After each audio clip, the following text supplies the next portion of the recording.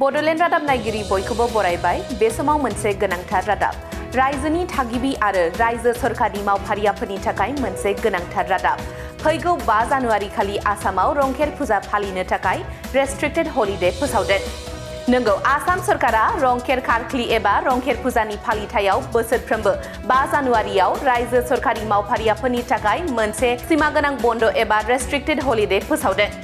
मख'नो गोनांदि कार्बि हारिनि हारिमुआरि दोरोंफोरनि मोनसे ओंथिगोनां गनायथि होनाय थांखिजों रंखेर फुजानि थाखाय मोनसे होबथाजानाय बन्द फोसावनायनि थिरांथा लादों आसाम सरकारा। कार्बि हारिनि रंखेर फुजा फालिथायनि बे फोरबोआव साबायखर बावनाय, गाज्रिनिफ्राय रैखाथिनि थाखाय आरज गाबनाय आरो गोजोन जौगानाय आरो गोबां आबादनि थाखाय बोर बिनाय जायो। बे फोरबोखौ कार्बि आंलं जिल्लायाव जुनिया गोनांथि होनाय जायो। रंखेर फुजा फालिथायफोराव दोरोङारि मोसानाय, हादरारि गेलेमु, देंखोआरि आरो हारिमुआरि दिन्थिफुंनाय जायो।